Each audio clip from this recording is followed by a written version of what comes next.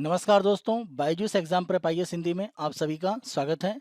आज हम आपके सामने 4 जनवरी 2023 के दैनिक क्विज प्रस्तुत कर रहे हैं, जिसमें द हिंदू, इंडियन एक्सप्रेस तथा पीआईबी से संबंधित प्रमुख समाचारों को आधार बनाकर हम प्रारंभिक परीक्षा के प्रश्न आपको अभ्यास के लिए देंगे। साथ साथ विगत वर्षों में यूपीएससी के द्वारा प्रारंभिक परीक्षा में पूछे गए प्रश्न हम आपको अभ्यास के लिए देंगे और अंत में आज के किसी महत्वपूर्ण तथ्य की चर्चा करेंगे। तो आज के सत्र को हम लोग प्रारंभ करते हैं और सबसे पहला प्रश्न देखते हैं। परिसीमन आयोग के बारे में निम्नलिखित कथनों पर विचार करें। केंद्र और राज्य दोनों इसे क्रमशः राष्ट्रीय और राज्य स्तर पर निर्वाचन क्षेत्रों के विभाजन के लिए स्थापित कर सकते हैं। जब हम परिसीमन आयोग की बात करते हैं तो अनुच्छेद 82 और एक तरह से 170 प्रमुख रूप से इसमें जुड़ा हुआ है। राष्ट्रीय स्तर पर यानी अगर हम लोकसभा की बात करते हैं और राज्य स्तर पर यानी अगर हम विधानसभाओं के प्रमुख रूप से परिसीमन की बात करते हैं, तो दोनों तरह के जो निर्वाचन क्षेत्र हैं वहां पर विभाजन के लिए जब भी एक तरह से प्रक्रिया स्थापित होगी परिसीमन आयोग की, वो एक तरह से केंद्र की तरफ से ही होती है। तो यहाँ पर राज्य की तरफ से परिसीमन आयोग की स्थापना नहीं होती है। तो ये जो कहा गया है कि केंद्र और राज्य दोनों इसे स्थापित कर सकते हैं, पहला कथन गलत है। दूसरा, यह चुनाव आयोग के प्रशासनिक नियंत्रण में काम करता है। आप ध्यान रखें, परिसीमन आयोग एक स्वतंत्र संस्था के रूप में काम करता है और इसकी तरफ से अंतिम जो निर्णय दिए जाते हैं उसे किसी भी न्यायालय में चुनौती नहीं दी जा सकती है। तो अगर आप ये तथ्य ध्यान रखें तो प्रशासनिक नियंत्रण चुनाव आयोग का होगा, ये अपने आप ही कथन गलत हो जाता है। हाँ, ये तथ्य आप जरूर यहाँ पर शामिल कर सकते हैं कि परिसीमन आयोग चुनाव आयोग के साथ में एक तरह से मिलकर कार्य करता है, क्योंकि परिसीमन के संदर्भ में जो स्थितियां हैं वो कहीं ना कहीं निर्वाचन के साथ जुड़ी हुई हैं। तो चुनाव आयोग से अगर किसी तरह की मंत्रणा होती है तो वो स्वीकार्य है, लेकिन चुनाव आयोग के प्रशासनिक नियंत्रण में काम करता है, ये तथ्य गलत है।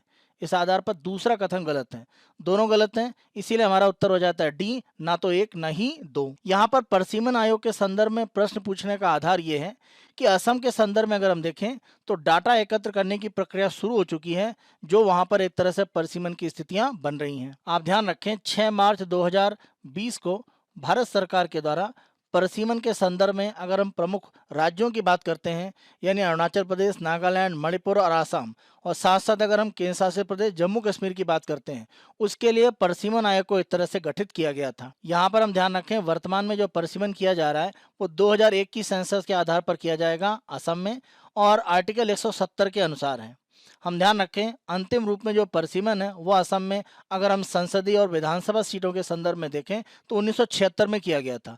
1976 के बाद एक तरह से परिसीमन वहां पर नहीं हुआ और उसका बड़ा कारण ये है कि वहां पर जनसंख्या को लेकर जो परिवर्तन हुआ उसके बारे में सही आंकड़े इकट्ठे किए जा सकें, इसको लेकर कहीं ना कहीं विवाद था और इसी आधार पर आप देखें कहीं ना कहीं परिसीमन की प्रक्रिया आसाम को लेकर रुकी हुई थी। आज के दूसरे प्रश्न को हम देखते हैं। निम्नलिखित कथनों पर विचार कीजिए। भारतीय विज्ञान कांग्रेस ने 2023 में अपना 108वां सत्र आयोजित किया। भारतीय विज्ञान कांग्रेस का 2023 में नागपुर में जो सत्र हो रहा है वो उसका 108वां सत्र है। दूसरा कथन, सत्र सतत विकास और महिला सशक्तिकरण के लिए विज्ञान और प्रौद्योगिकी पर केंद्रित था। ध्यान रखें, यह जो सत्र है प्रमुख रूप से यहाँ पर जो एक तरह से फोकस रखा गया है वो science and technology for sustainable development with women empowerment, इसको एक तरह से यहाँ पर आधार बनाया गया है। इस आधार पर दूसरा कथन यहाँ पर सत्य है। तीसरा, WEF यानी वर्ल्ड इकोनॉमिक फोरम द्वारा प्रकाशित वैश्विक नवाचार सूचकांक 2022 में भारत को 40वें स्थान पर रखा गया था। आप ध्यान रखें, ये जो रिपोर्ट 2022 की अगर हम इनोवेशन इंडेक्स की बात करें तो यहाँ पर भारत की जो रैंक है वो 40वीं है, ये बिल्कुल सही है, लेकिन यहाँ पर वर्ल्ड इकोनॉमिक फोरम के द्वारा इसे जारी नहीं किया जाता है। इसे अगर हम देखें प्रमुख रूप से तो वर्ल्ड इंटेलेक्चुअल प्रॉपर्टी ऑर्गेनाइजेशन के द्वारा प्रमुख रूप से जारी किया जाता है। 2007 में इस सूचकांक की शुरुआत इंसीड संस्था और एक तरह से वर्ल्ड बिजनेस जो पत्रिका है उसके द्वारा मिलकर की गई। वर्तमान में वाइपो के द्वारा यह जो वैश्विक नवाचार सूचकांक जारी किया जाता है इसमें कॉर्नेल यूनिवर्सिटी, इंसीड और अन्य संगठन एक तरह से भाग लेते हैं। तो यहाँ पर आप देखें वर्ल्ड इकोनॉमिक फोरम इसको जारी नहीं करता है, इसीलिए तीसरा कथन यहाँ पर असत्य हो जाता है। एक और दो सत्य हैं, इसीलिए हमारा उत्तर है ए, केवल एक और दो सत्य हैं। यहाँ पर प्रश्न का आधार प्रमुख रूप से ये है कि प्रधानमंत्री जी के द्वारा 108वीं विज्ञान कांग्रेस में वर्चुअल रूप में यानी वीडियो कॉन्फ्रेंस के माध्यम से भाग लिया गया है और वहाँ पर उन्होंने ये कहा है कि अगर महिलाओं की भूमिका अनुसंधान विकास में बढ़ाई जाए तो ये एक तरह से विकास की स्थितियों को दर्शाएगा। आज के तीसरे प्रश्न को हम देखते हैं। बॉक्साइट की उपलब्धता के घटते क्रम में निम्नलिखित राज्यों को व्यवस्थित कीजिए। यहाँ पर आपको बॉक्साइट के संदर्भ में अलग अलग राज्यों में जो संसाधन है, जो रिजर्व एक तरह से है, उनके घटते क्रम में लगाना है। तो यहाँ पर आप ध्यान रखें, अगर हम इंडियन मिनरल्स ईयरबुक की बात करें तो अलग अलग राज्यों में बॉक्साइट के जो भंडार हैं उड़ीसा में सबसे ज़्यादा भारत का 51%, फिर आंध्र प्रदेश में 16%, गुजरात में 9% और झारखंड में 6%। तो यहाँ पर आप देखें आपको घटते क्रम में लगाना है।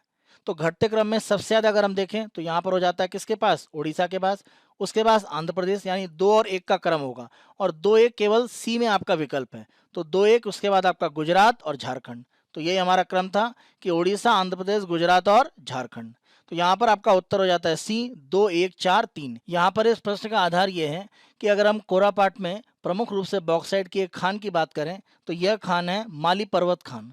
तो माली पर्वत खान के संदर्भ में प्रमुख रूप से आप देखें जो यहाँ पर स्थानीय लोग हैं वो इसका विरोध कर रहे हैं, क्योंकि माना जा रहा है कि इसके आधार पर जो भी खनन किया जाएगा वो वहाँ पर पर्यावरणीय रूप में काफ़ी क्षति पहुँचाएगा। उड़ीसा के कोरापट जिले में अगर हम माली पर्वत बॉक्साइट खान की बात करें तो महत्वपूर्ण हो जाती है।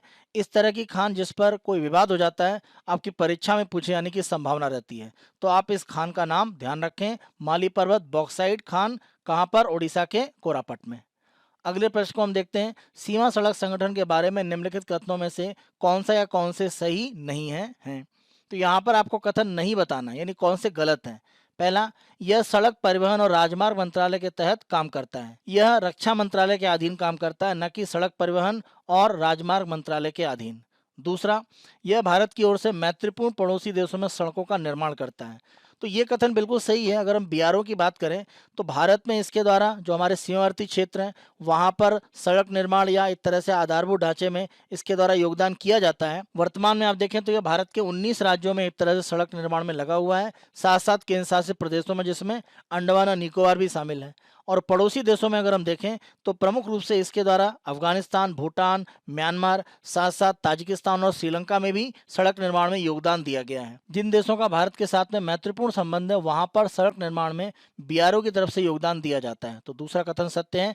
तीसरा, यह भारत में आपदा के बाद सड़कों के पुनर्निर्माण में सहायता करता है।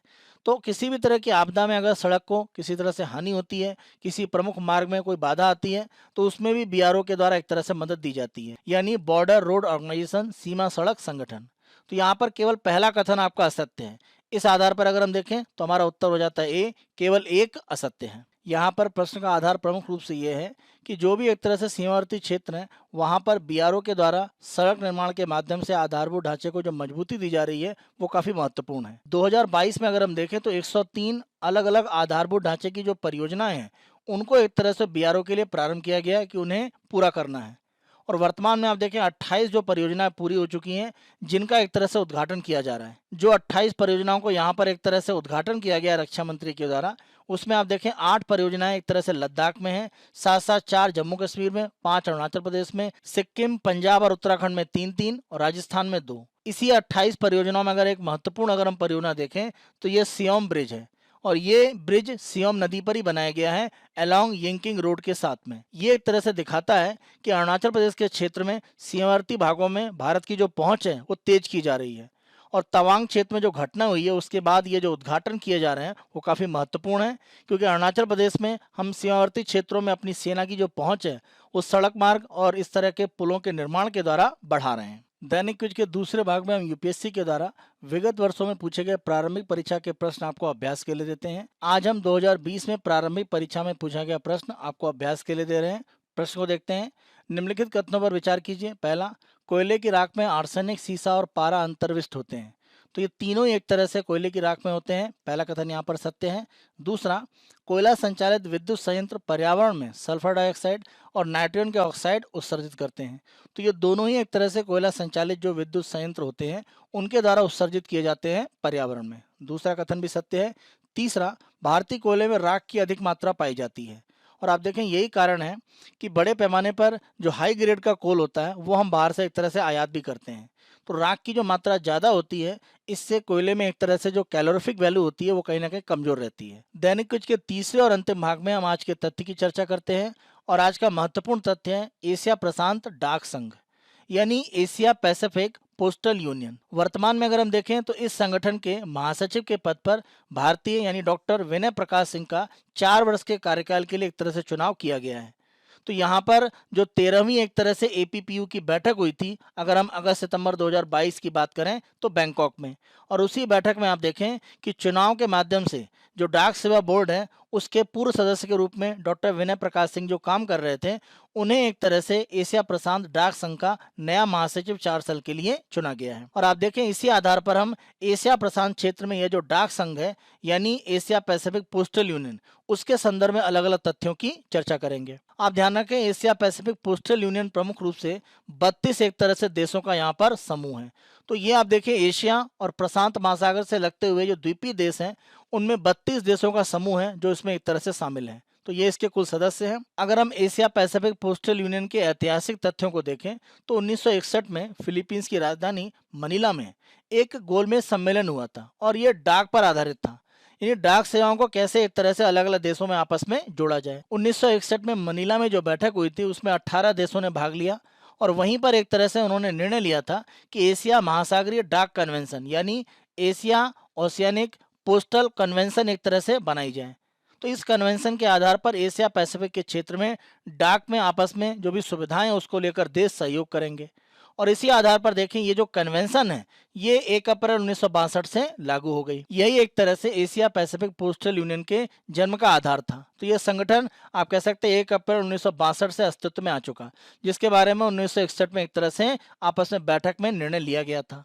इसमें शुरुआती आप देखें 18 देश थे, अन्य देश शामिल हुए और वर्तमान में 32 देश इसके सदस्य हैं। तो ये एक तरह का अंतर सरकारी निकाय है यानी इंटर गवर्नमेंटल ऑर्गेनाइजेशन है।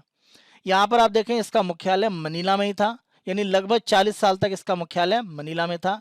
2002 में इसका मुख्यालय मनीला से थाईलैंड की राजधानी बैंकॉक में परिवर्तित कर दिया गया। एशिया पैसिफिक पोस्टल यूनियन की जो कांग्रेस होती है वहीं पर आप देखें निदेशक का चुनाव होता है, जिस पद पर भारतीय को चुना गया है। एशिया पैसिफिक पोस्टल यूनियन में अगर हम देखें तो सर्वोच्च पद एक तरह से महासचिव का है, जिसको हम यहाँ पर निदेशक भी कह रहे हैं। इस पद के संदर्भ में आप देखें जो चुनाव होता है वो प्रमुख रूप से एशिया पैसिफिक पोस्टल यूनियन की जो कांग्रेस की बैठक होती है उसी में किया जाता है। जो भी एशिया पैसिफिक पोस्टल यूनियन का महासचिव होगा वो 4 साल के लिए नियुक्त किया जाता है और अधिकतम 2 कार्यकाल वो 4-4 वर्ष के पूरे कर सकता है। ये जो संगठन बनाया गया है एशियाई प्रशांत डाक संघ, इसका उद्देश्य क्या है? उद्देश्य यह है कि जो 32 देश इसमें सदस्य हैं उनके बीच में डाक संबंध बढ़ाए जाएं, सुविधाएं बढ़ाई जाएं, जो भी कमियां उनमें सुधार किया जाए और डाक सेवाओं को लेकर आपस में सहयोग की स्थिति मजबूत रहे। ये जो आपका एशिया पैसिफिक पोस्टल यूनियन है उसका काम प्रमुख रूप से ये है कि जब यूनिवर्सल पोस्टल यूनियन की बैठक होती है एक पूरे विश्व के स्तर पर, तो वहां पर एशिया प्रशांत क्षेत्र के जो देश हैं, खासतौर से जो मध्यम, छोटे और निम्न आय वाले देश हैं, उनकी बात को वहां पर आगे बढ़ाया जाए। साथ साथ आप देखें इसी संस्था में इन हाउस यानी इसी संस्था के अंदर एक कॉलेज भी यहाँ पर बना हुआ है, जिसके द्वारा डाक के संदर्भ में जो व्यावसायिक प्रशिक्षण है वो दिया जाता है और साथ साथ डाक सुविधाओं को कैसे बेहतर बनाया जाए इसके बारे में भी एक तरह से जो दक्षताएं वो दी जाती हैं। तो प्रशिक्षण का भी एक तरह से एक इन हाउस कॉलेज है इस संस्था के अंदर। अगर हम एशिया पैसिफिक पोस्टल यूनियन की बात करें, उद्देश्य क्या है कि जो भी देश हैं वहां पर जो डाक से जुड़े हुए व्यक्ति उनको प्रेरित किया जाए, आपस में जोड़ा जाए और साथ साथ इनोवेट किया जाए, मतलब नए नए प्रकार के ऐसे अलग अलग तंत्र बनाए जाएं जिससे डाक संबंध इन 32 देशों में मजबूत हो। एशिया प्रशांत डाक संघ के अगर हम 3 महत्वपूर्ण संस्थाओं की बात करें जिस आधार पर यह काम करता है, तो यहाँ पर कांग्रेस, एग्जीक्यूटिव काउंसिल और तीसरा है Asia Pacific postal union bureau. तो अगर हम यहाँ पर कांग्रेस की बात करते हैं तो ये सबसे कह सकते हैं मजबूत संगठन है। अगर हम एशिया पैसिफिक पोस्टल यूनियन की बात करें, 32 जितने भी देश इसमें सदस्य हैं सभी एक तरह से एपीपीयू की कांग्रेस में सदस्य होते हैं। और आप देखें यूनिवर्सल पोस्टल यूनियन की जो कांग्रेस की बैठक होती है उसमें अगर हम देखें इस बैठक के बाद माना यह जाता है कि लगभग 2 साल के अंदर अंदर ये जो बैठक है यानी Asia Pacific postal union Congress, इसकी बैठक हो जानी चाहिए। इस कांग्रेस के माध्यम से कोशिश ये की जाती है कि डाक के संदर्भ में जो भी अलग अलग एक तरह से कानून है जिनका 32 देशों के द्वारा पालन किया जाता है उनमें एक तरह से समीक्षा की जाए। तो ये कांग्रेस के माध्यम से किया जाता है। इसी के साथ ध्यान रखें ये जो कांग्रेस की बैठक होती है पिछली 2022 में आप देखें बैंकॉक में हुई है, उसमें अगर हम देखें तो भारत के व्यक्ति को एक तरह से महासचिव के पद पर चुना गया। तो कांग्रेस में आप देखें यह भी एक तरह से काम होता है कि कौन एक तरह से एशिया पैसिफिक पोस्टल यूनियन में महासचिव होगा, इसका चुनाव किया जाता है। एग्जीक्यूटिव काउंसिल यानी अगर हम कार्यकारी परिषद की बात करें तो यहाँ पर भी सभी एक तरह से सदस्य होते हैं। इसकी बैठक अगर हम देखें तो प्रत्येक वर्ष होती है और यह संघ के सामान्य काम को देखता है। अंत में अगर हम देखें तो एपीपीयू ब्यूरो की बात आती है और ये एक तरह से संगठन ऐसा है जिसके द्वारा प्रशिक्षण, सूचना और एक तरह से जांच की प्रक्रिया है वो की जाती है। यानी डाक के संदर्भ में किसी भी तरह के अलग अलग कोई आरोप लगते हैं, किसी तरह की कोई समस्या आती है, कोई विवाद है देशों के बीच में, तो वो समाधान इस ब्यूरो के द्वारा किया जाता है। ये हमारा 4 जनवरी 2023 का दैनिक क्विज है। आने वाले दिनों में अन्य दिनों के दैनिक क्विज हम आपको इसी तरह से उपलब्ध कराते रहेंगे। Byju's exam prep IAS Hindi को आप बहुत अधिक पसंद कर रहे हैं। अधिक से अधिक संख्या में लाइक करें, शेयर करें, और अभी तक अगर आपने हमारे यूट्यूब चैनल को सब्सक्राइब नहीं करा है तो हमारे यूट्यूब चैनल को आज ही सब्सक्राइब करें। धन्यवाद।